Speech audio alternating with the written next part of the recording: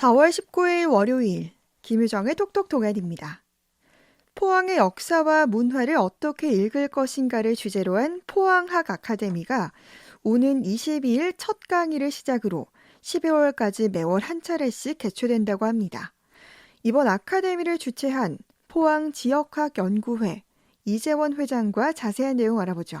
안녕하세요. 예, 안녕하십니까? 네, 포항학 아카데미를 마련하셨는데요. 어떤 행사인지 소개부터 해주세요. 예, 말 그대로 우리 포항과 관련된 여러 분야를 서로 공부해보자는 프로그램입니다. 네, 예, 사실 우리 9년 전에 이러한 포항 관련한 아카데미를 약 한 3년간 걸쳐서 했었거든요. 네네. 그러다가 이번에 다시 한 달에 한 번씩 일반 시민들을 대상으로 이 포항 지역의 이제 여러 분야에 대해 함께 알아보는 시간을 마련했습니다. 네. 우리가 이렇게 지역을 연구하는 학문을 지역학이라고 하는데요. 이게 비교적 최근에 관심이 많아진 그런 분야인 것 같습니다. 우선 이 지역학에 대한 정의와 또 지역학이 왜 중요한지 설명을 좀 해주세요. 예, 사람도 이제 좀 성인이 되면 내가 누구인지 이런 걸 이제 좀 고민하고 생각하게 되는 것처럼, 네, 우리 지역도 마찬가지입니다. 좀 이게 확대가 되면 우리나라가 어떠한지 이런 것까지 좀 거시적으로도 생각할 수 있겠지만, 네, 결국 우리가 늘 살아가는 것은 우리 이 좁은 지역, 이렇게 되기 때문에 이런 지역에 대한 관심, 그리고 이게 이제 바로 지역학의 출발이 되는 거죠. 네, 오늘날 이제 지역학에 대한 관심이 더 많아지는 것 또한 이제 결국 이제 무엇이 중요한지를 더 알게 된 거라고 저는 봅니다. 네, 각 지자체마다 관광객을 유치하고 또 문화 콘텐츠를 찾고 이런 노력을 기울이고 있는데 결국 그런 것들 또한 다 지역학에서 갖고 있는 그런 범주에 드는 거라고 저는 봅니다. 네. 이 포항 지역학 연구회에서 포항의 지역적 특성과 또 문화를 연구하고 책도 내고 이런 활동들을 하고 있는데요. 포항의 지역적 특성, 이 포항학의 분야들 어떻게 생각해 볼 수 있을까요? 예, 사실 이 알면 알수록 정말 매력적인 도시가 포항이라고 저는 생각을 하는데요. 네, 흔히 포항하면 이제 포항 제철로 대변되는 어떤 철강 도시의 이미지 이런 게 워낙 강하잖아요. 네네. 예, 그래서 그게 다인 줄 아는 사람들이 참 많습니다. 예, 하지만 우리 포항은 영일만 그리고 호미반도를 가진 동해안 최대의 해양 도시라는 거죠. 네, 이 사실 바다의 가능성이 무궁무진하듯이 해양 도시 포항의 가능성 또한 엄청나다고 생각을 하는데요. 네, 우리가 역사적으로 이렇게 살펴보면 바다를 중시 여겼던 시대는 흥했고 바다를 좀 가볍게 경시했을 시기는 망했습니다. 네. 그만큼 바다 그리고 해양 도시가 중요하다는 의미인데요.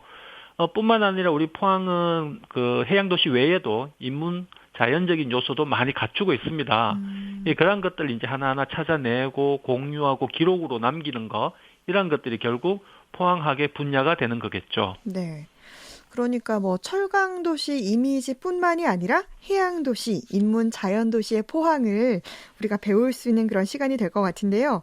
맞습니다. 네, 이번에 마련된 이 포항학 아카데미에 그러면 어떤 강사분들이 또 어떤 내용의 강의를 하게 되는지 궁금합니다.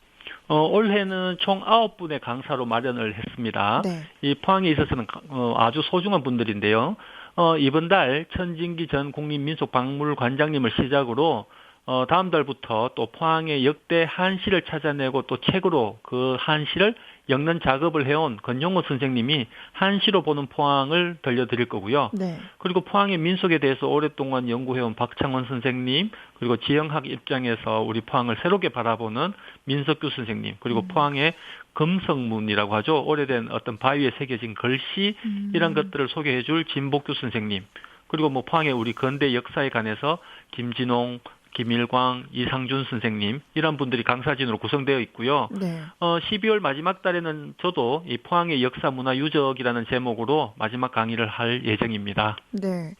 이게 이제 강의가 한 달에 한 번씩 이렇게 열리는 걸로 알고 있는데 제가 보니까 이게 매월 셋째 주 목요일인데 맞습니까? 또 휴일이 있어서 그때그때 좀 다른데요. 네. 예, 주로 이제 목요일 날 하는 거는 맞습니다. 네, 그러면 이제 관심 있는 분들은 따로 별도의 신청 없이 그냥 참석해서 강의를 들을 수 있나요?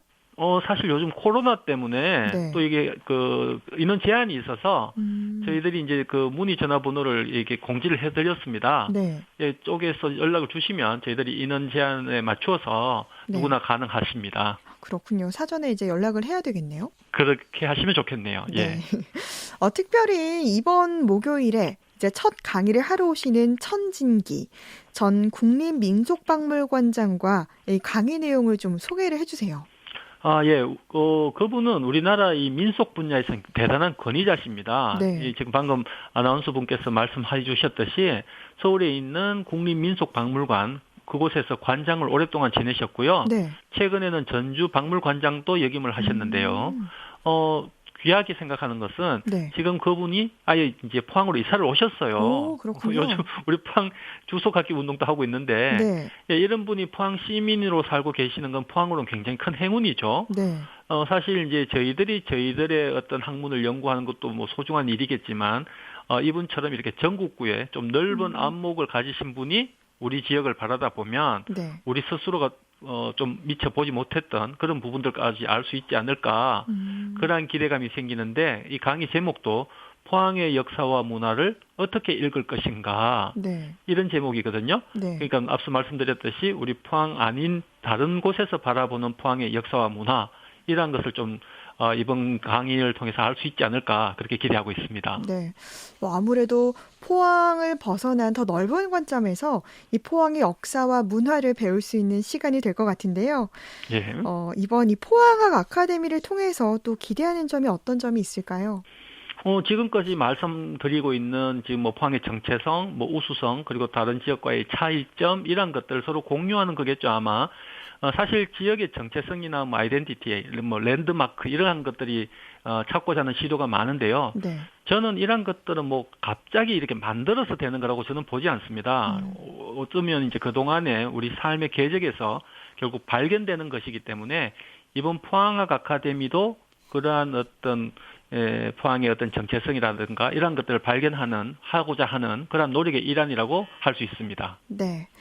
이 지역학은 지역민들이 특히 관심을 가져야 할 분야가 아닌가 싶은데요. 끝으로 지역학 연구회의 앞으로의 계획과 또 더 하시고 싶은 말씀 전해주시죠. 저희들이 이제 지금까지 지역학 연구 총서라는 책을 5권을 냈고요. 네. 올해 내년에도 계속해서 그 총서는 발간할 예정입니다. 뿐만 아니라 뭐 여러 가지 노력을 저희들이 하고는 있겠습니다만 사실 저희들만의 노력으로 되는 건 아니고요. 많은 시민들의 관심이 절대 필요한 부분이기 때문에 이 기회 통해서 많은 시민들에게도 그런 관심 기대하도록 하겠습니다. 네. 오는 22일 첫 강의를 시작으로 12월까지 매월 한 차례씩 이 포항학 아카데미 강의가 이어진다고 하는데요. 정말 우리 지역을 더 잘 알아가고 우리 지역을 사랑할 수 있는 그런 계기가 됐으면 좋겠습니다. 오늘 말씀 고맙습니다. 예, 감사합니다. 네, 포항학 아카데미를 주최한 포항지역학연구회 이재원 회장과 이야기 나눴습니다.